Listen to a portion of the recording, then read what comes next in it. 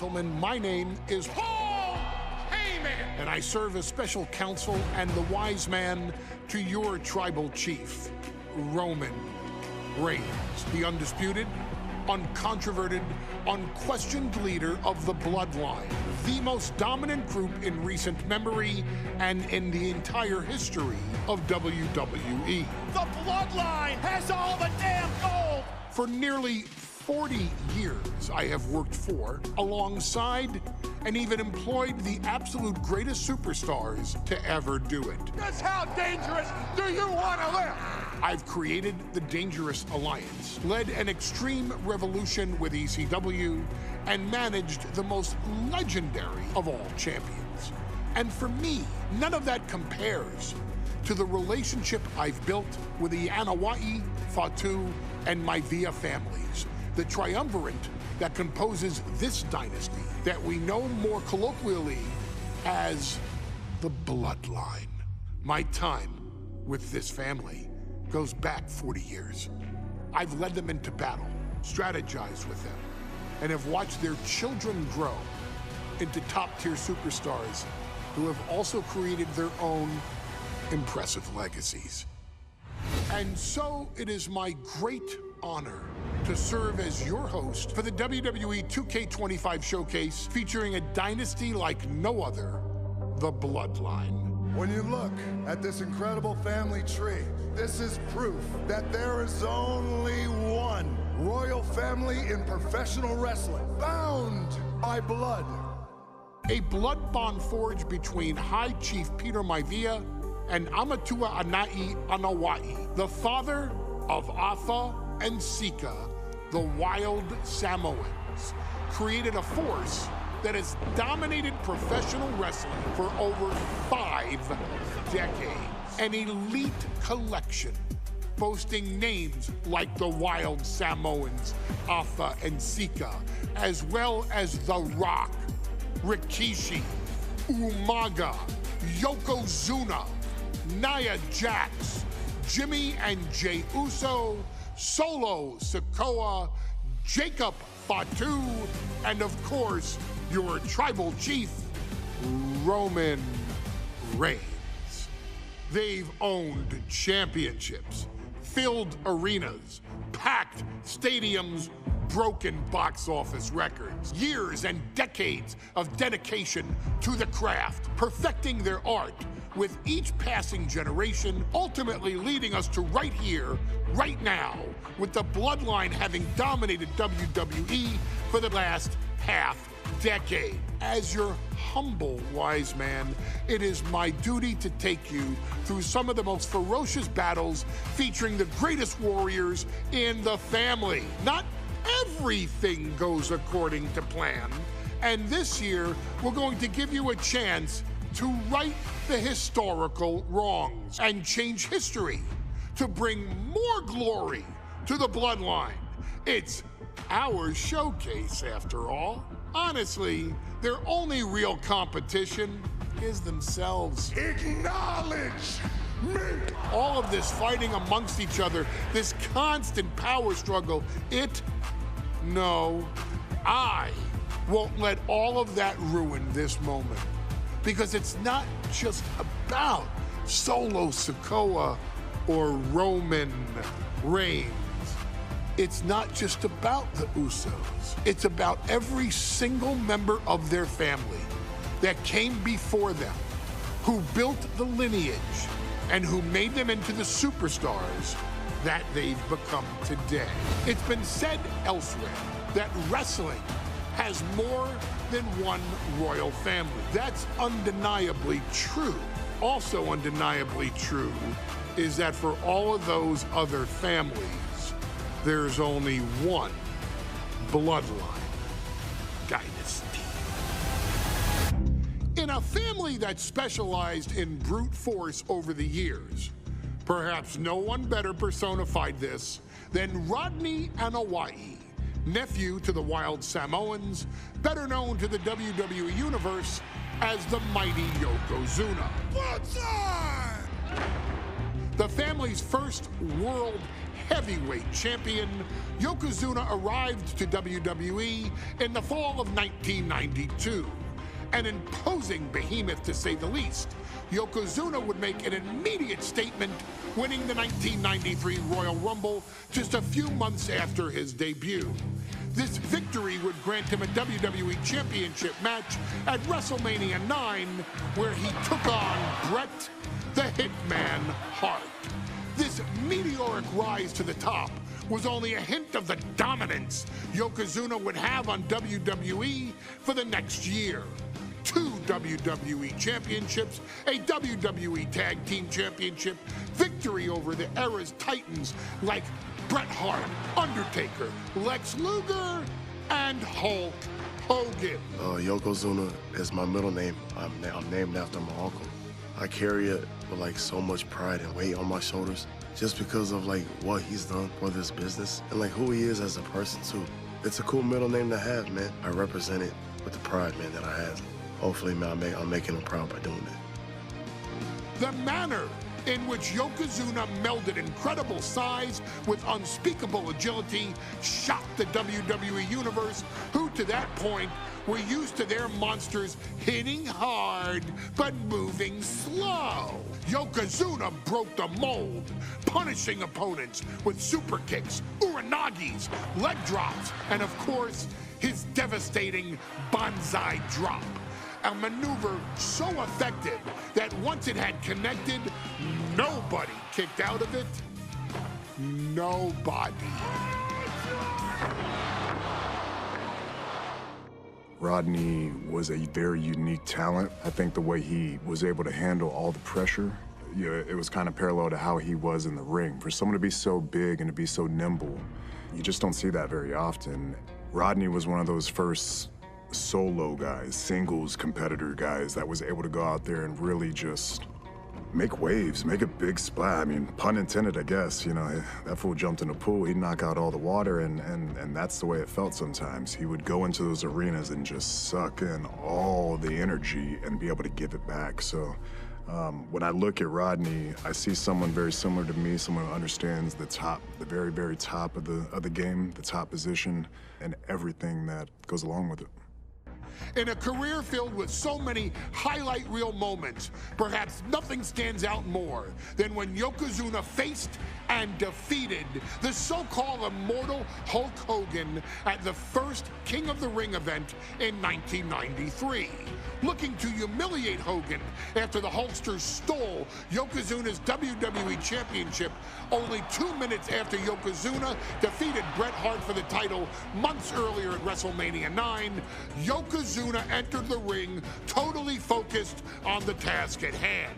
And on that night, he not only got revenge, but his victory would send Hogan packing from WWE for nearly 9 years. Hulk Hogan is finished. Many felt that Yokozuna had indeed killed Hulkamania. Now, you get to possess the power of the mighty Yokozuna and deal out punishment to Hulk Hogan to walk out of the King of the Ring a 2-time WWE champion. Showcase the ability and the agility that made Yokozuna a Hall of Fame performer and take Hulkamania down. Banzai. Our next chapter sees the showcase spotlight shine on an area in which the family built their legacy: tag team wrestling.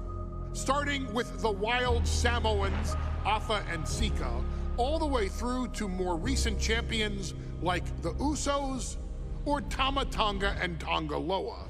This dynasty has always excelled in tag team competition, consistently showing an ability to dominate the division with a wide variety of looks. And the first team that we will look at, accompanied to the ring by Afa himself. Fatu and Samu, the Head Shrinkers. They put the fear in people's hearts. That's what the Head Shrinkers did back in the day. second to none in that ring. You know, hard-nosed, battle-tested. They went for it every single night. More astute fans may also know that early in their journeys, Samu and Fatu were managed by me, Paul Heyman, then known as Paul E. Dangerously. and the SST, the Samoan SWAT team. The Samoan SWAT team is here. Vengeance is mine. Already an imposing force that early on, their future greatness was obvious to so many industry experts. Alpha, more than anybody, knew he had the team on his hands, with Samu being his son and Fatu his nephew. The tribal elder was able to mentor both, instilling in them the same unrelenting approach to competition that made the wild Samoans world famous. The team toured through regional promotions before a quick stop with me in WCW, but WWE was always their goal.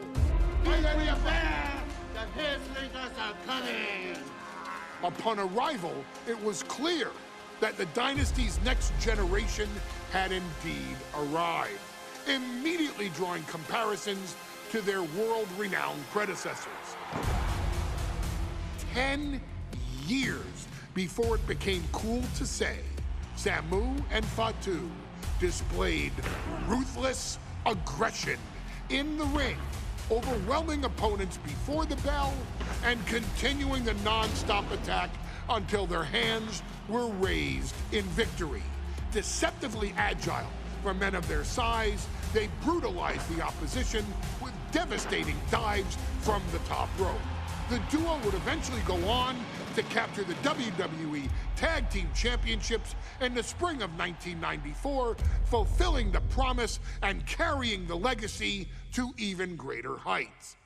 At WrestleMania 9, the Head Shrinkers' one and only in-ring WrestleMania appearance saw them taking on Rick and Scott, the Steiner brothers. Be prepared, Steiner brothers.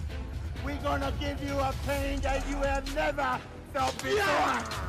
While I'm not one to make excuses, I am one to give opportunities to you, our expert gaming member of the WWE Universe.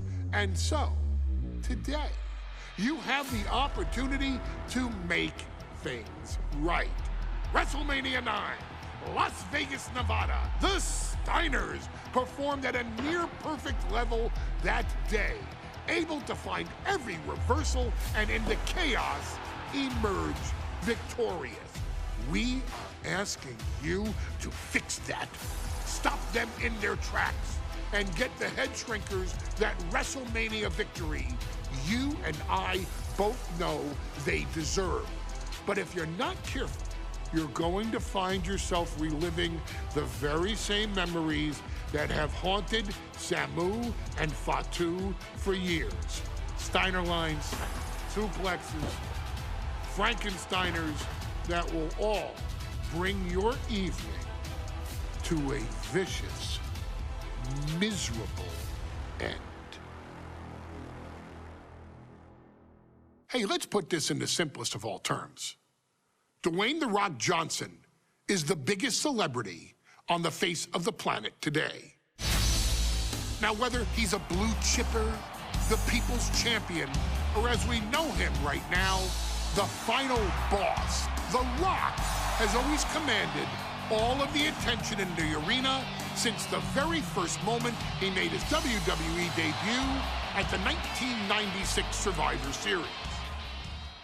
Born into this business, The Rock would become WWE's first ever third-generation superstar, following in the footsteps of his father and grandfather.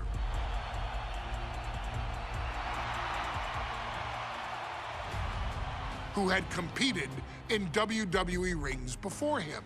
Dwayne had the huge responsibility. There's a legacy, and you have to take it so seriously.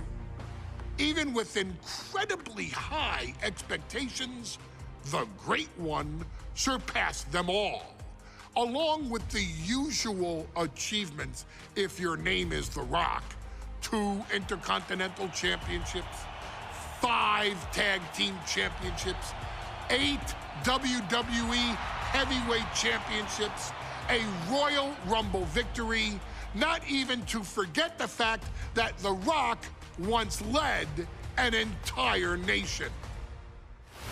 The Rock has one of the more noteworthy feats in WWE history, earning WrestleMania victories over Hulk Hogan, Stone Cold Steve Austin, and John Cena. Each of these men are known as the faces of their respective era. Each of these men found out what happens when you go one-on-one. Oh, you know the rest.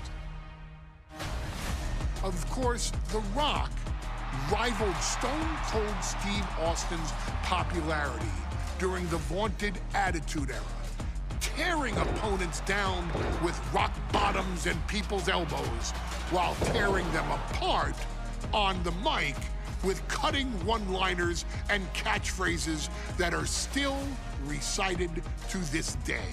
If you smell, know your role and shut your mouth. He ended CM Punk's 434-day title reign as WWE Champion at the 2013 Royal Rumble as well, after having only competed twice over the previous 9 years, displaying the always ready mentality and physical conditioning on which he has built his global brand. But you don't need me to rattle off The Rock's resume to you, now do you? Of course not. The man is an occasion unto himself. He has headlined the biggest events against WWE's most iconic superstars and has always found a way to, how does he put it? Layeth the smackdown on some jabroni's candy ass. I couldn't have said it better myself, although I think I may have just done that. But indeed, he has.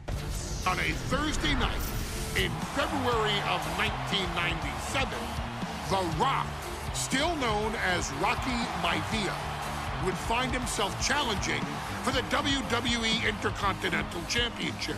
Only a few months into his tenure, he would be matched up against a face that would ultimately become one of his most familiar and hated rivals, Triple H, Hunter Hearst Helmsley. Seemingly overmatched by a more seasoned opponent, a youthful Rock would demonstrate all the traits that have come to define him in the years since. Tenacity, high IQ, and that legendary Samoan strength to ultimately surprise Helmsley and kick off the first championship reign for Rocky Maivia. It would be the first step of a journey that has ultimately led The Rock into the pantheon of WWE's elite. So now it's all in your hands. It's up to you to showcase the undying drive that makes The Rock the hardest worker in the room to deliver a shocking upset against the Greenwich snob himself.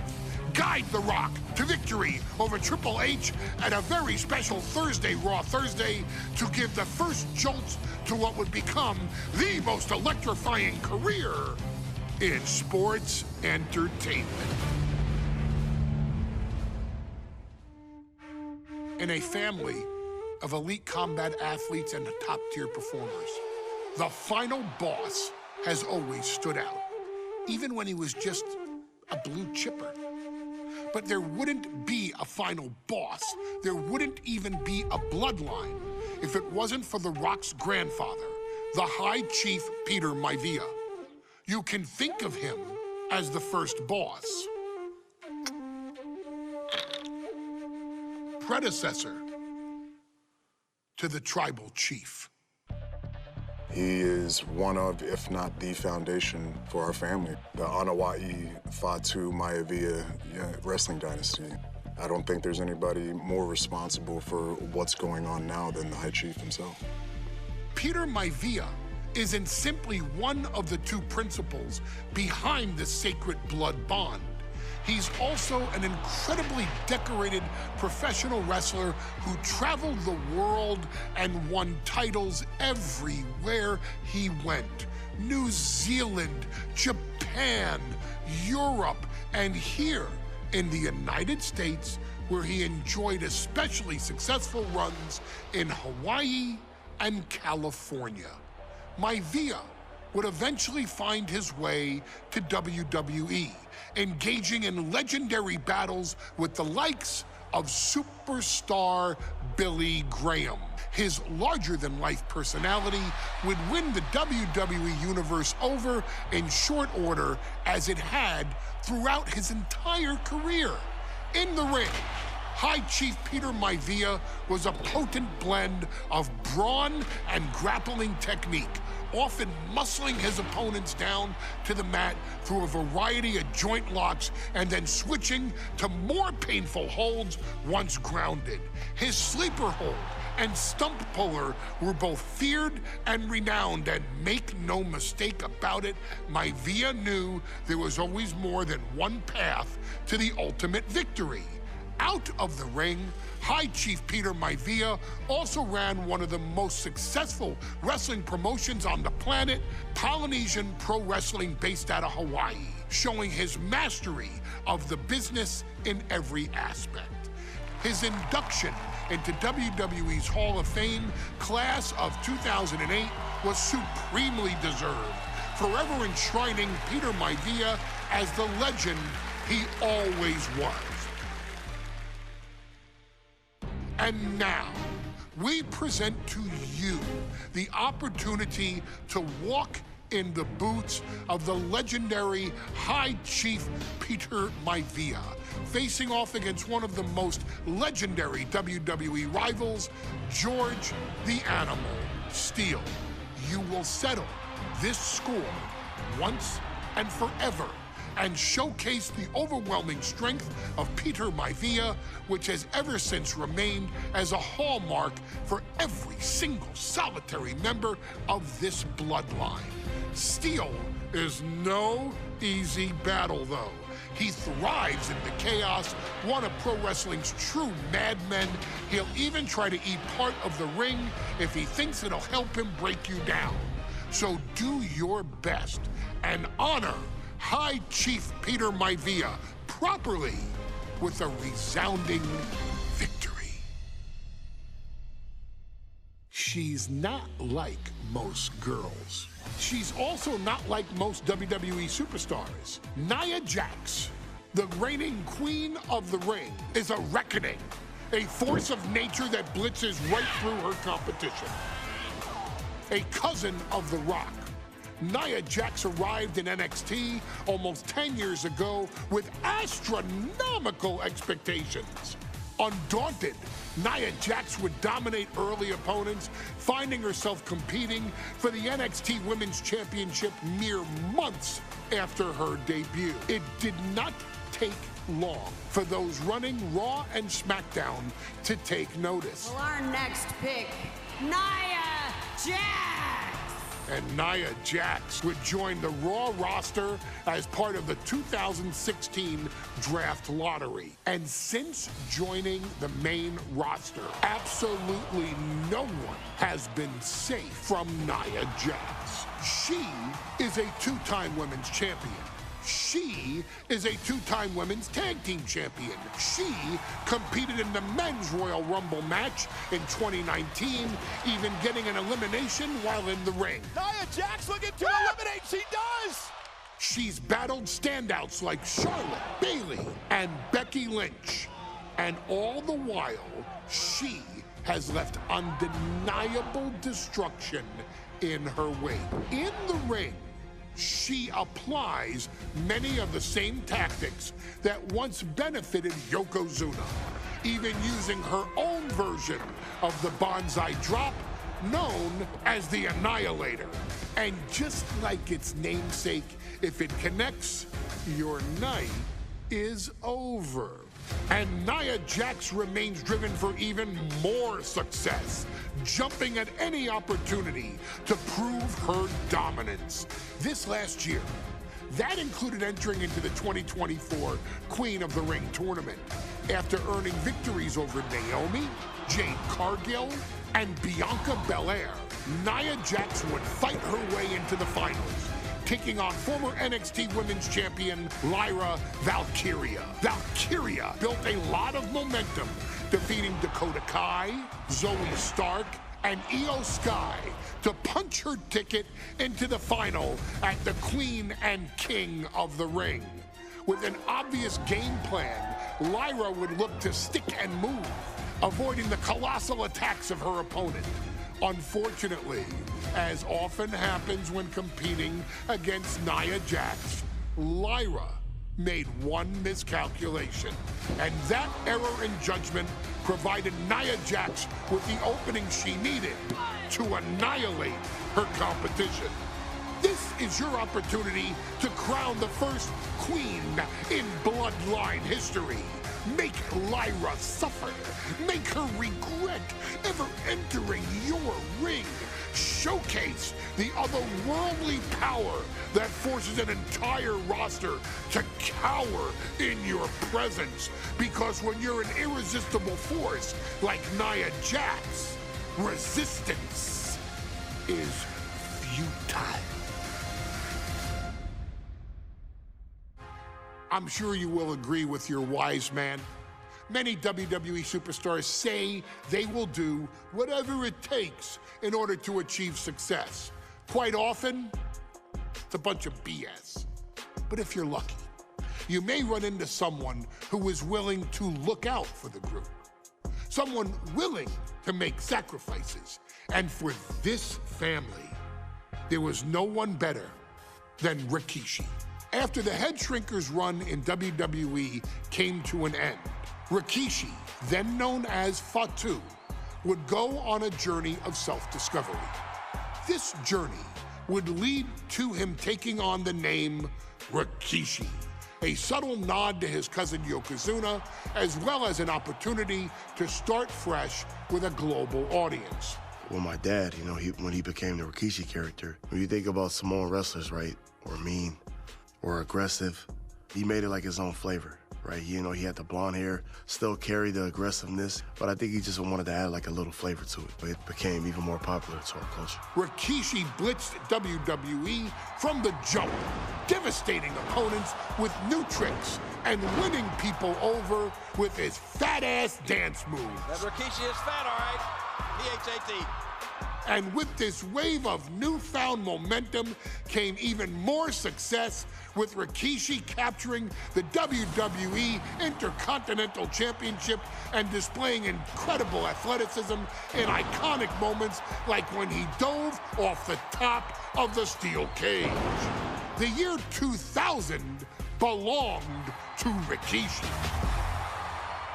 But little did anyone know, Rikishi held a dark secret regarding a decision he'd made not for his own benefit, but for the benefit of the family. It was at the 1999 Survivor Series that Stone Cold Steve Austin was hit by a car in the arena parking lot, forcing him from the main event later that night for the WWE Championship. For nearly a year, all of WWE was consumed with figuring out who was driving that damn car and why Austin was targeted in the first place. The verdict came in. The car was driven by Rikishi. Rikishi would stand strong. Stone Cold Steve Austin. I didn't do it for me. I did it for The Rock. What? Rikishi would lay out a years-long gripe that WWE preferred Steve Austin to The Rock, and so Rikishi had made sure that The Rock's only competition had been removed from the picture. Rikishi sacrificed his own popularity to reach this goal. The Rock thrived while Austin was on the shelf.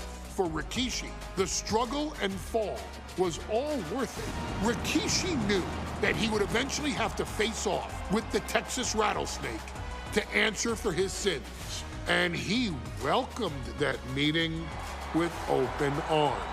What Rikishi was unprepared for was for WWE to stack the deck entirely, looking to make Rikishi pay for taking out their golden goose. Stone Cold Steve Austin was allowed to drive his truck directly to the ring and was generally given the freedom to do whatever the hell he wanted in the name of revenge. We are going to make things right. This time, when Rikishi and Stone Cold Steve Austin lock horns, there will be no stacking of the deck. Someone willing to give of himself so that his family, this family, can succeed, deserves better. So get in there and showcase the never say die spirit that has led this family to victory time and time and time and time and time and time again. Use whatever weapon you can get your hands on and prove to Stone Cold Steve Austin that you will do anything for the people. His arrival signaled impending doom. His very presence was enough to intimidate even the bravest WWE competitor. His name itself simply meant the end. And if you found yourself standing across the ring from Umaga, you were most certainly coming to the end of your own road. The younger brother of Rikishi, Umaga, was every bit the Samoan bulldozer that his nickname would suggest, mauling opponents with ease, relishing the chaos that he created. A menace to the entire roster, an unrepentant badass, Umaga tortured his prey with high-impact collisions before ultimately sealing their fate with his vaunted Samoan spike, a vicious move used today by Solo Sikoa. Inside the ring, man, he was just a complete monster. Anybody that stood in front of him, he was gonna wreck him no matter what he had to do. He was just a crazy, wild Samoan. Outside of the ring, man, just a loving guy to be around. A fun uncle, always joking, always barbecuing at his house. I always looked up to him. He was just so cool. Perhaps an unheralded aspect of Umaga's game was his mastery of mental warfare.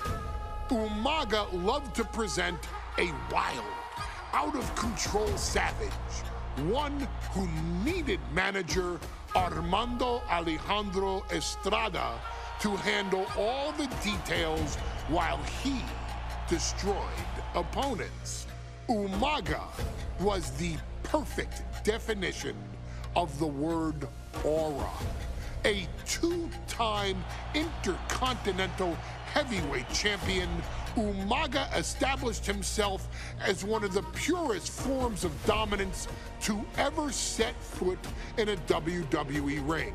His intense clashes with Batista, the Heartbreak Kid Shawn Michaels, and Triple H, along with WWE Championship battles against John Cena, still live on in the memories of those who were fortunate enough to watch Umaga perform. And Umaga will live in immortality through every member of this family, whether it's with a huge Samoan drop, a running bulldozer into the corner, a Samoan spike, or even a war cry in the middle of battle. Umaga is forever. I wish he was here. I know he's watching from above. So you, our beloved Us in training, are asked one simple thing here in the WWE 2K25 showcase. to defeat John Cena. You've done that in this mode before, right? Simple. It was at New Year's Revolution in 2007 that Umaga and John Cena first collided for the WWE title. Umaga appeared to be too much for Cena in the minds of many pundits. Undefeated in WWE some 9 months after his debut, and things were going very well for Umaga. Until they weren't. Umaga would see his undefeated streak end by, of all things, a damn roll-up after rushing directly into the outstretched shoes of John Cena. 1 second of luck allowed John Cena to escape the inevitable, and now it's on you to fix it.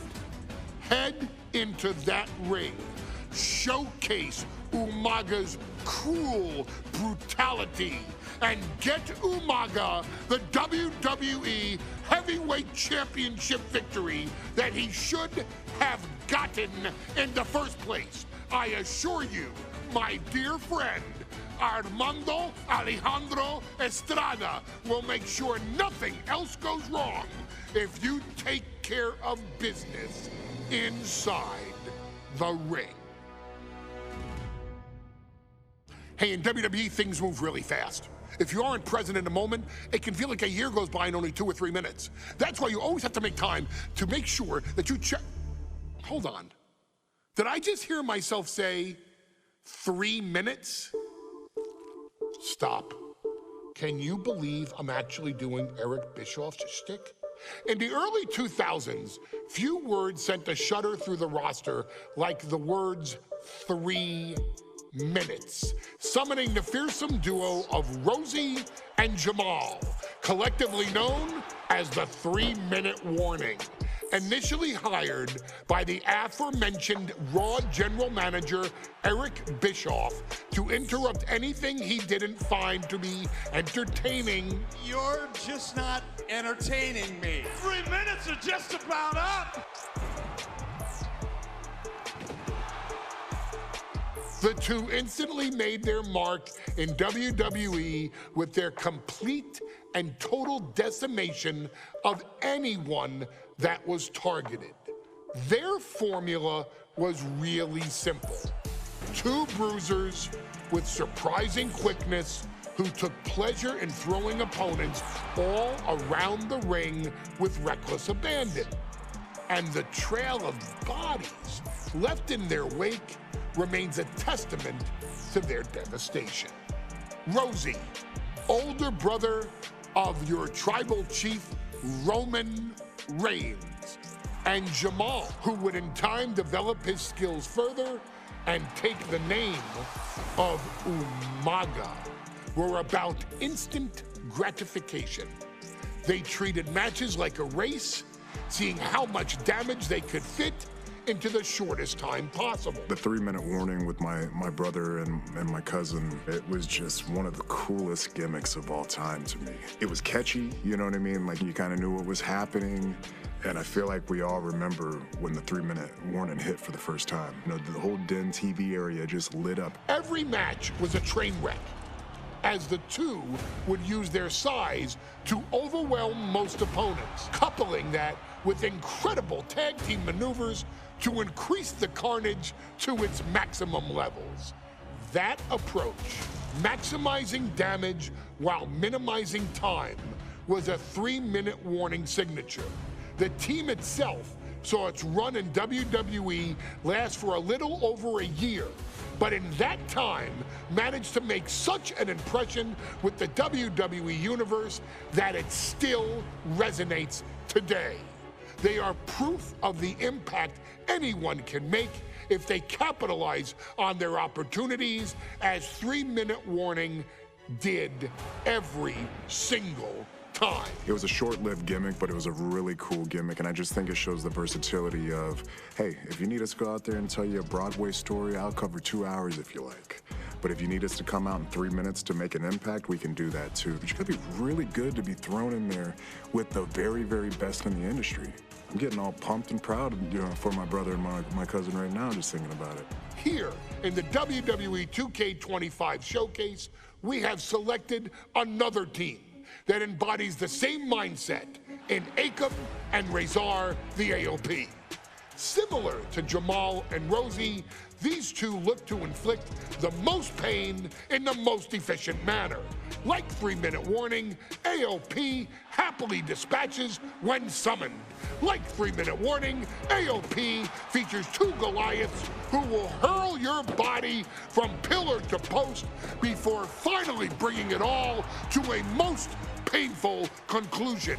It's up to you in this Extreme Rules contest to beat the AOP to the punch and showcase the Wrecking Crew approach that made 3-minute warning the premier bruiser squad in all of WWE. And don't worry, we will give you more than 3 minutes to make that fact perfectly clear.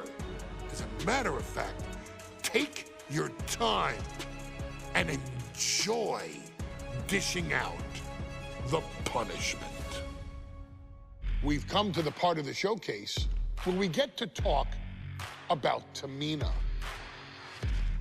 Ever since walking in WWE, shoulder to shoulder with the Usos, Tamina's alliance with this dynasty has never been in question. I remember watching Monday Night Raw and I seen Tamina debut with my brothers. It was a pretty cool, dynamic, right? 2 of my brothers and Tamina. Together, Tamina and the Usos helped each other navigate through a trial-filled first year in WWE, making sure they all survived together. In later years, Tamina has formed alliances with both Naomi and Nia Jax, honoring this family's connection. While Tamina has looked to create her own name in the industry, she has never missed a chance to acknowledge her place in this family either. Trained by Afa and Sikoa, the wild Samoans, Tamina was instilled with the same instincts that have carried each member of this family to wrestling glory. Her in-ring approach is similar to many in the Bloodline, quick striking, high-impact attacks, and smothering holds. As capable with a super kick or a big splash as anyone else, Tamina has maintained a remarkable level of success in her WWE career. A constant contender, Tamina has competed for the Women's Championship on many occasions. She's also held the Women's Tag Team Championships along with 9 separate reigns as the 24/7 champion.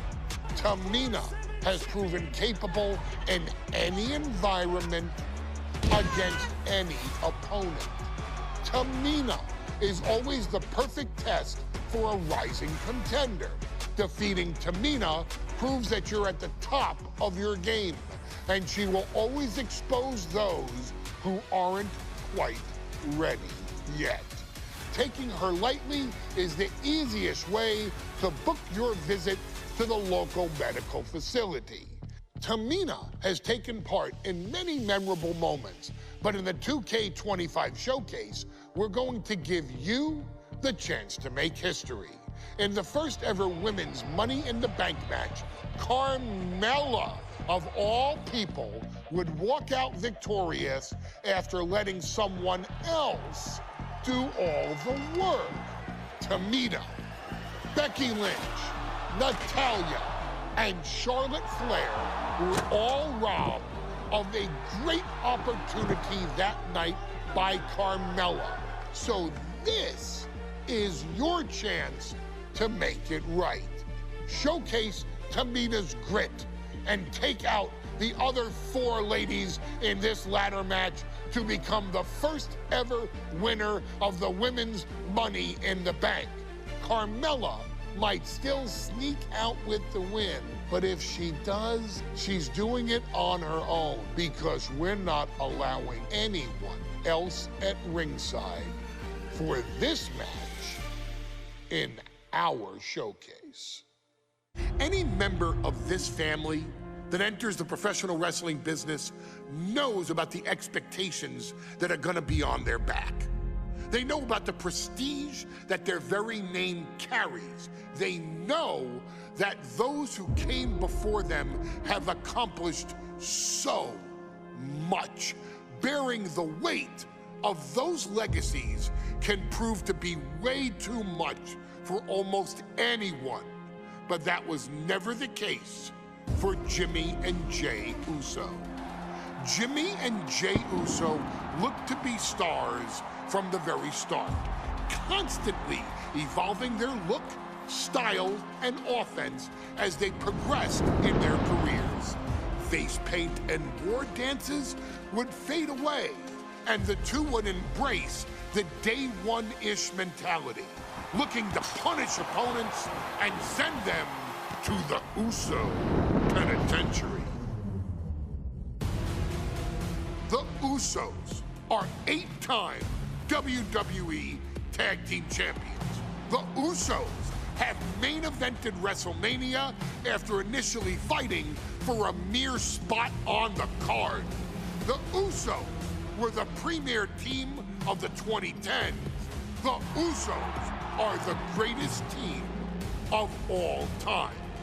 Jimmy and Jey are poetry in motion, each knowing what the other is looking to do next, each using every bit of savvy they gained growing up in professional wrestling to keep their edge. And sure, in recent years, it's been difficult between the two.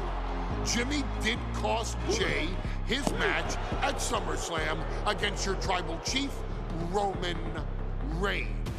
After months of the anger building between the two, Jimmy and Jey ended up as the first two entrants in the 2024 Royal Rumble match, bringing things to a head. But even that moment wasn't enough to settle the issue, and so they would fight again at WrestleMania 40. Jey Uso truly became main event and found his inner yeet, even adding another tag team championship with Cody Rhodes as his partner.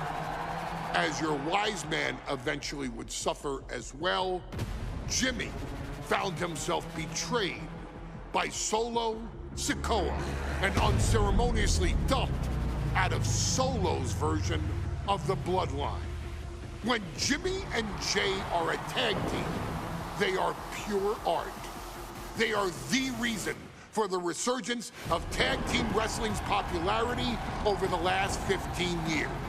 And perhaps, oh, perhaps, their grandest moment came during the 2017 Hell in a Cell, when they would lock horns with perhaps their greatest opposition ever, The New Day. From July to October of that year, the SmackDown Tag Team titles would change hands 4 times between the two teams, both looking for ultimate bragging rights. The Usos' connection as twins always gave them an upper hand with most teams, but the New Day had their own trick, utilizing the Freebird rule to allow any 2 of the 3 members to compete in any match. Jimmy and Jey could never know for sure who the opponents would be, with a different game plan needed for each iteration. With nothing clearly settled after 4 months, the New Day would offer to defend inside Hell in a Cell, and the Usos gladly accepted. We've seen the Usos showcase tag team wrestling at its most beautiful. Now we want you to showcase the brutality that exists within Hell in a Cell. Big E and Xavier Woods are going to use everything at their disposal to take you down. But you've been down since day one. Now it's time to force the New Day to realize there's nothing wrong with them being in second place. And there's nothing that's stopping you inside Hell in a Cell.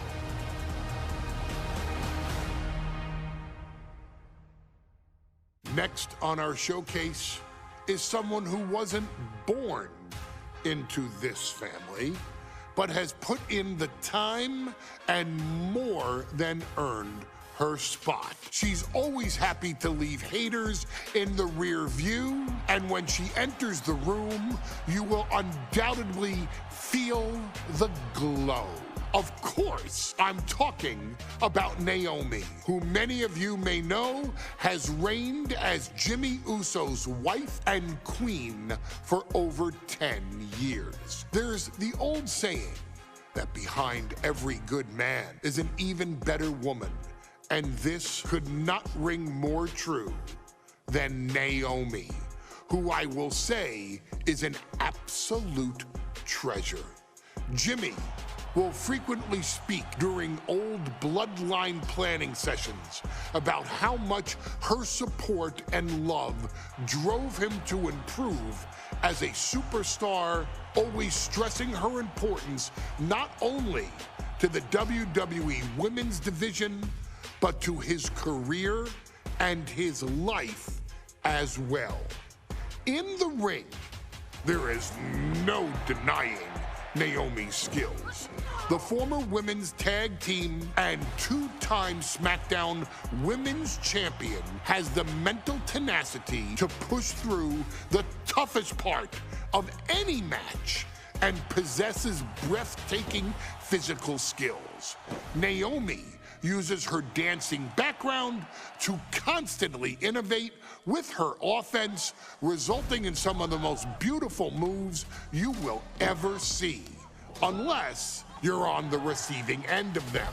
Naomi is an inspiration to so many of our younger members of the WWE Universe, showing a new generation that anything is possible if you just put in the work and never stop believing in yourself. Naomi has battled against the very best in the women's division, taking on foes like Charlotte Flair, Bayley, Shayna Baszler, and Io Sky.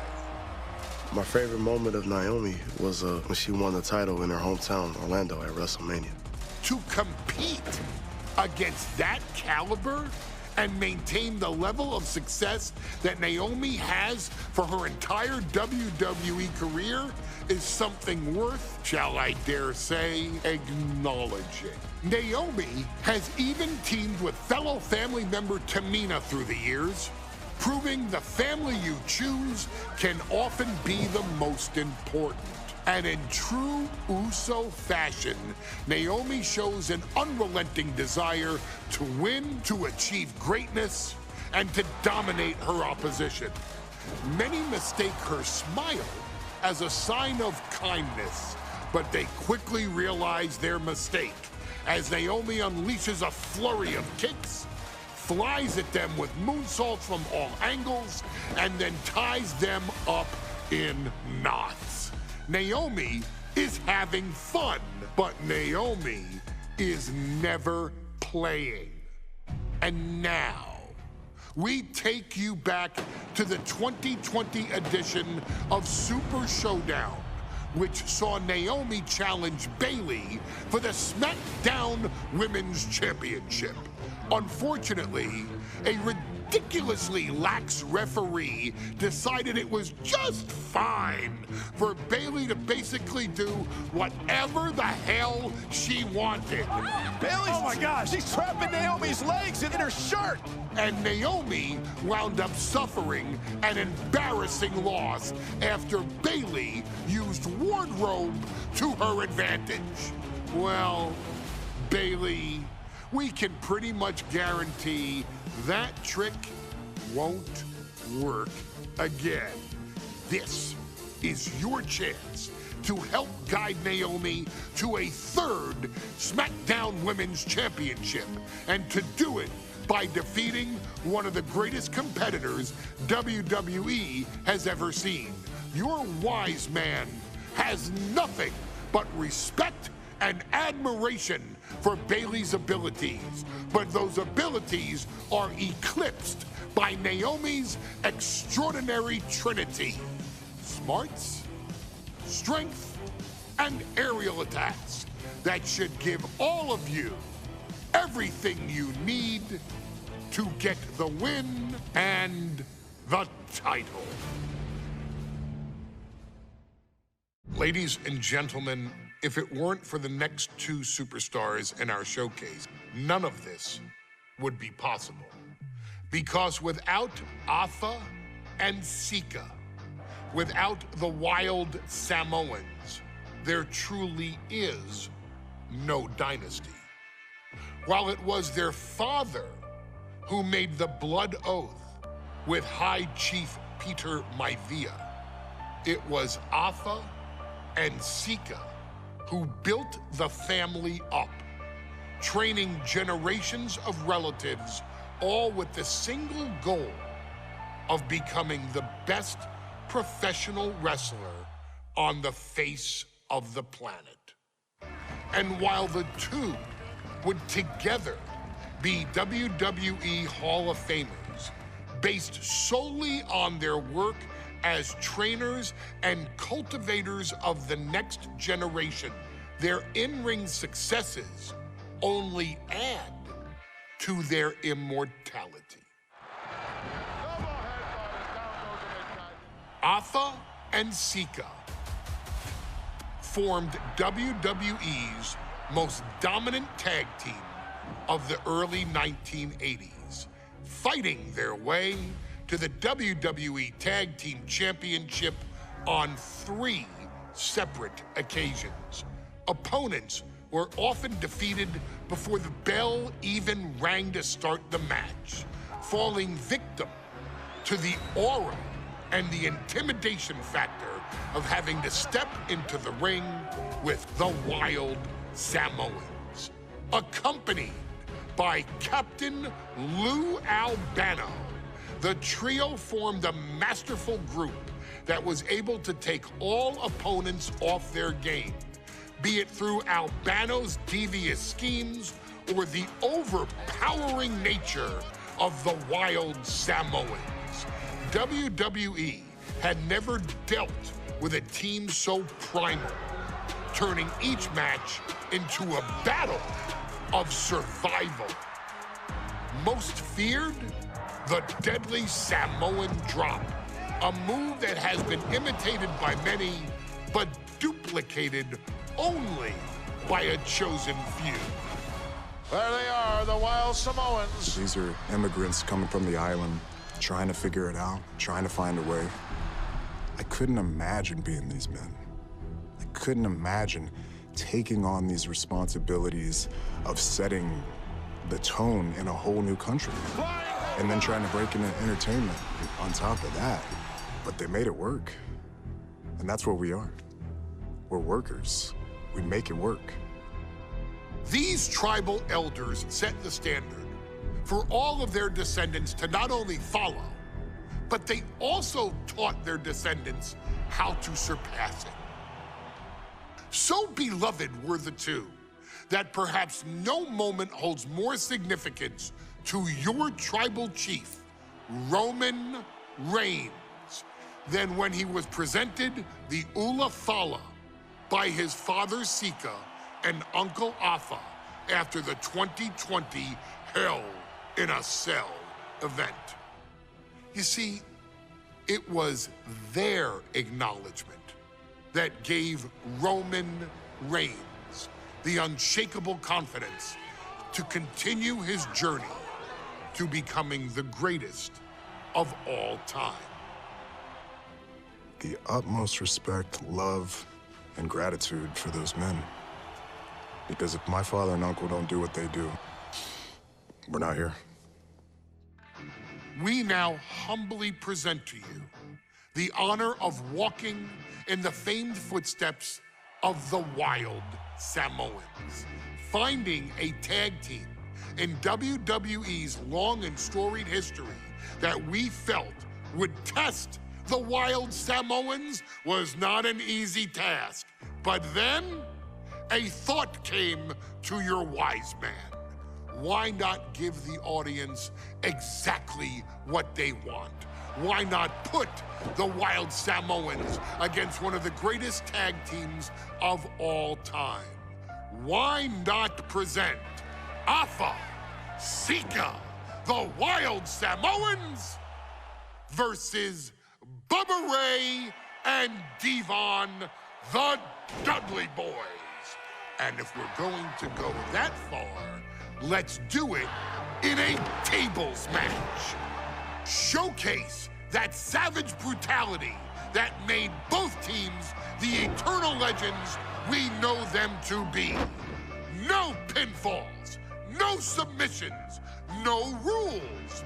Just be the team that avoids being put through the table, and you will emerge victorious. And with these four men, you better believe that things are going to get extreme. From the very moment he arrived as the enforcer of the Bloodline, Solo Sikoa has taken every brutal, savage element of his predecessors and refined them into a near-perfect smashing machine. Even in the year before his arrival, Solo raised eyebrows and garnered buzz while competing in NXT. But nobody could have predicted just how smoothly his transition to the main roster would go. And before I go on any further, let me make one thing perfectly clear. I'm only saying what I'm saying about Solo Sikoa because I am a wise man. I'm a professional. And because I'm being handsomely compensated for my stellar work as your host of the WWE 2K25 Showcase. I haven't forgotten what Solo Sikoa and his rogue bloodline did to me. But I also know better than to let personal feelings hinder your professional endeavors. So with that being said, since his arrival at Clash at the Castle in 2022, Solo Sikoa has consistently been involved in WWE's biggest moments and biggest matches. He's been victorious in WarGames. He's repeatedly enforced the Bloodline's will to maintain Roman Reigns' status as undisputed WWE Universal Heavyweight Champion. I brought Solo in as an insurance policy. Solo was here to protect me. Solo was here to maintain the promised land. He's violent. He's strong, he's fast, he's all those things. And he betrayed me. Any man who would betray me must be a very dangerous man. Solo defeated John Cena. Solo elected to betray your tribal chief, Roman Reigns, in an attempt to bestow upon himself the title of tribal chief. When I refused to acknowledge Solo as my tribal chief, you are not my tribal. He, Tamatonga, Tongaloa, and Jacob Fatu put me through a table in Madison Square Garden. And that led to opportunities to compete for the undisputed WWE Heavyweight Championship. It's led to more visibility with Solo's rogue bloodline ruling over SmackDown. Every choice Solo made only furthered his standing in WWE. He has the bloodlust of the Wild Samoans, the brutality of his cousin Yokozuna, and the single-minded focus of Roman Reigns, all rolled into one. There is no question. The future is his for the taking, and that he will be champion many times over, and that he may set records of his own before it's all said and done. Few men have so quickly served notice to all of WWE in the manner that Solo Sikoa has done. Whether you want to acknowledge him or not is irrelevant.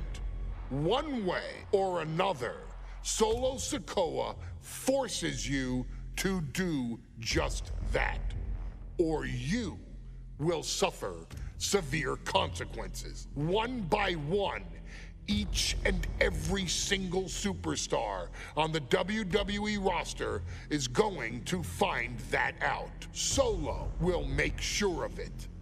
I, of course, will simply await any and every opportunity for your tribal chief, Roman Reigns, to teach Solo some manners. Until that happens, though, we are taking you back to the one-year anniversary special for NXT 2.0, which saw then North American champion Carmelo Hayes, and indeed, he is him, issue an open challenge. Unfortunately for the future superstar, it was to be answered by Solo Sikoa, and things went as well for Hayes as you can probably guess. Showcase the unrelenting fury that has made Solo Sikoa nearly unstoppable, and defeat Carmelo Hayes to earn Solo his first championship victory. It won't be easy against Carmelo, especially when he has Trick Williams watching his back. And if you make one mistake against the champ, he'll take his shot and most likely hit nothing but net. I ain't doing this one. We can have all the fun we want with these video games and this showcase and these fantasy matchups like Offensica versus Bubba Ray and Diva. I'm not doing shtick about Roman Reigns and Seth Rollins. That's a little too volatile. And it's way too personal for Roman Reigns. Roman Reigns and Seth Rollins came up together in the Shield. And Seth Rollins took it upon himself to disband the Shield by blindsiding Roman Reigns with a chair.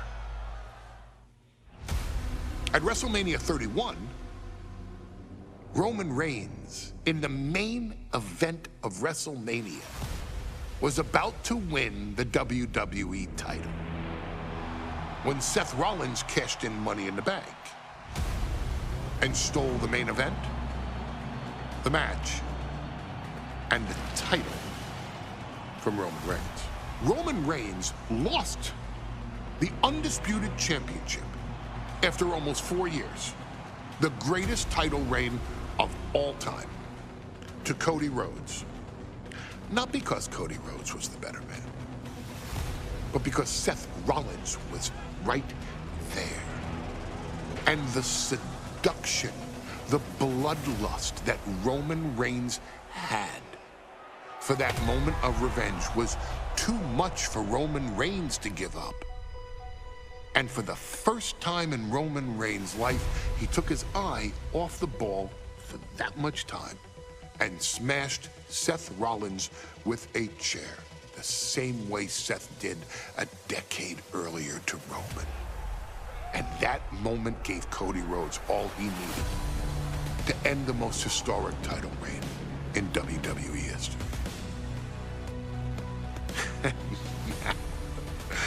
I'm supposed to do shtick about Roman Reigns versus Seth Rollins for a showcase? I mean, it's smart, because the next time Roman Reigns steps into the ring with Seth Rollins will be the last time Seth Rollins steps into a ring. Next time Roman Reigns gets his hands on Seth Rollins, you won't have your architect anymore. You won't have your visionary anymore. You won't have your revolutionary anymore. You will have your tribal chief, Roman Reigns, but you'll never again have Seth freaking Rollins. Roman Reigns will put an end to Seth Rollins in WWE. And then the only way you'll ever be able to see Roman Reigns versus Seth Rollins will be in the WWE 2K25 showcase. Roman Reigns versus Seth Rollins from the 2022 Royal Rumble. And that's not a prediction.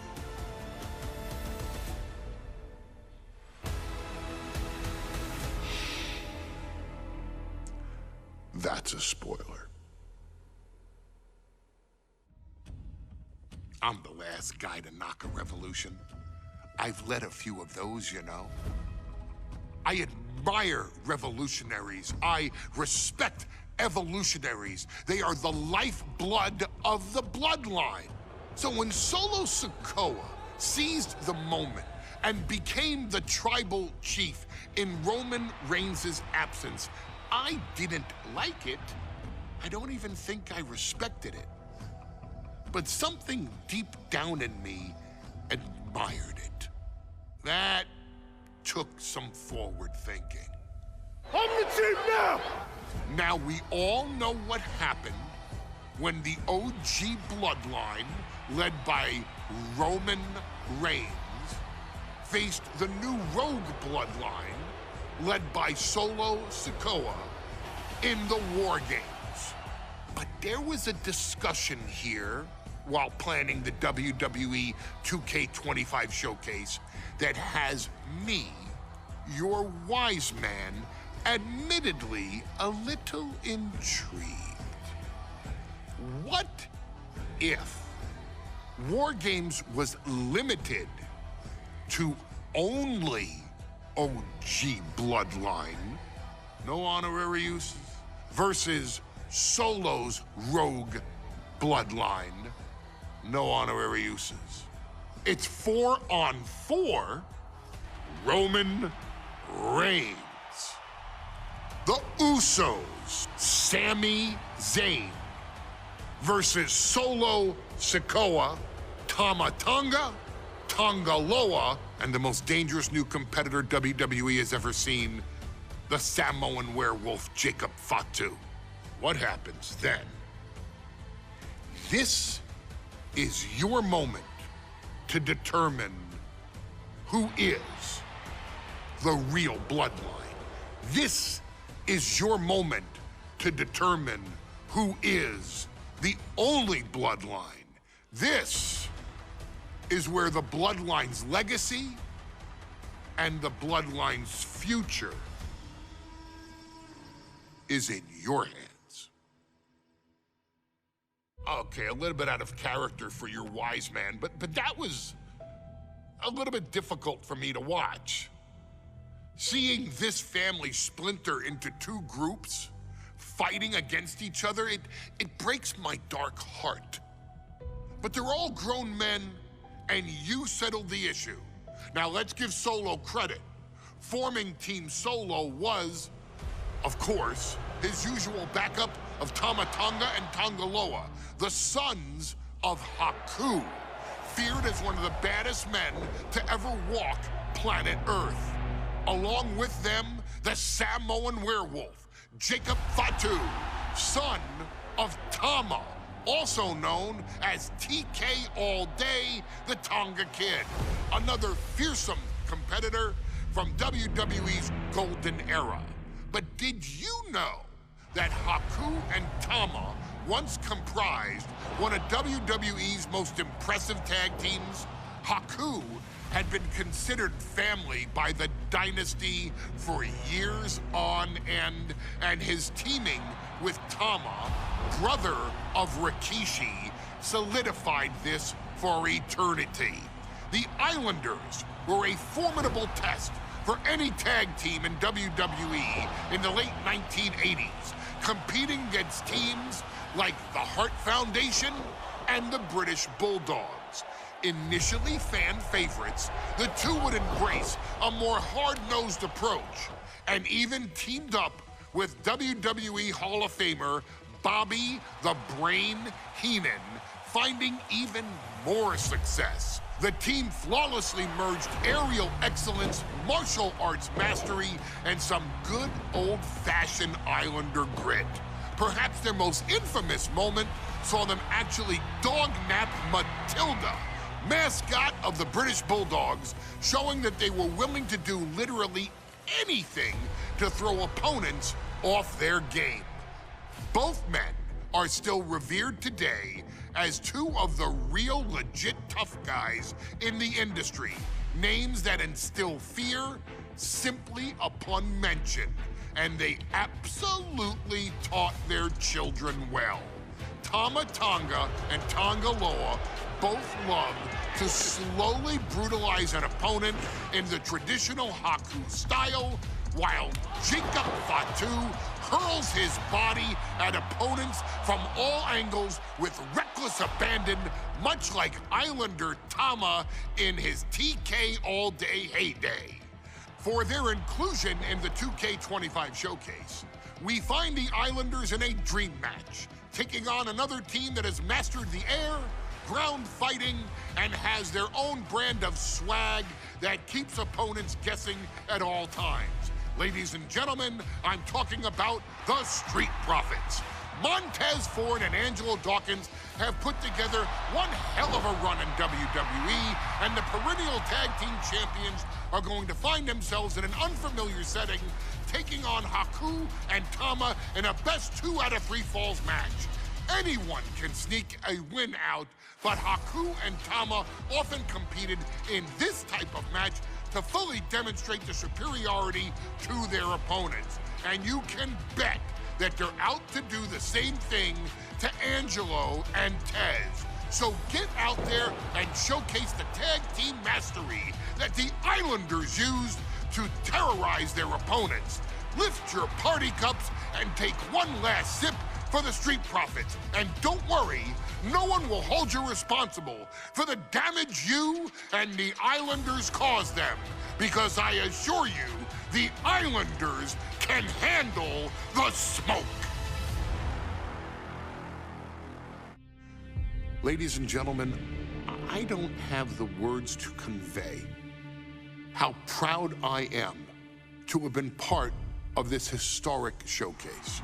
Having worked alongside this family, this bloodline, for so many decades, reliving moments that I got to experience firsthand has been a privilege of the highest order.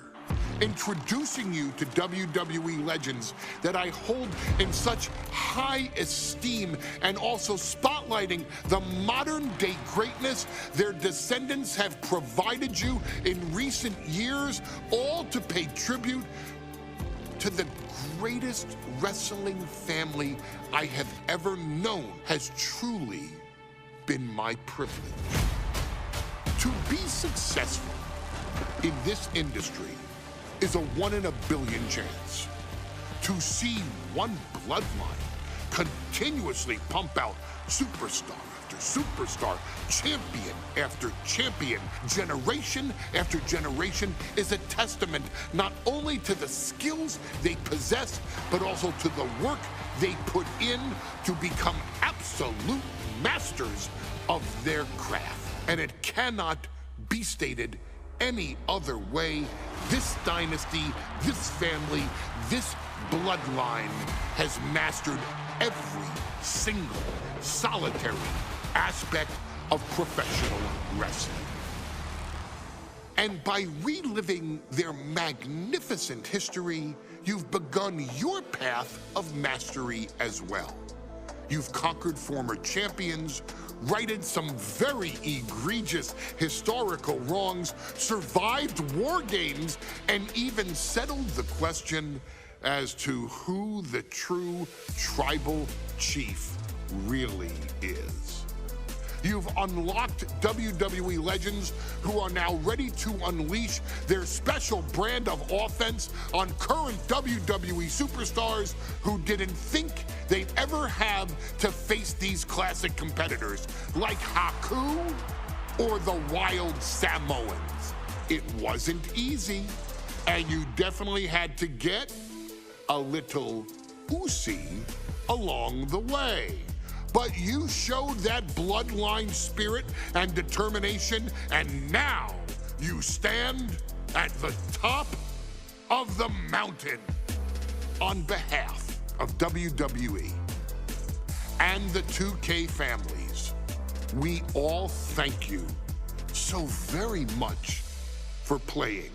And on behalf of every fan of this beautiful performance art known as professional wrestling, we thank you, the Anoa'i, Fatu, and Maivia clans, for decades of entertainment and generations of pure brilliance, for creating greatness with your hard work and sharing it with all of us so freely. Before we go, we do have one last surprise for you at home. Now that you've showcased your skills and earned a spot as an honorary Us, it's time for you to choose who rules your WWE universe as the tribal chief. Is Roman Reigns still your tribal chief, or have you thrown in with the attempted coup by Solo Sikoa? Do you want to see Tamina finally rule over everyone, or is it TK all day, every day, don't you say? Regardless of who you choose, you've earned the right to acknowledge your tribal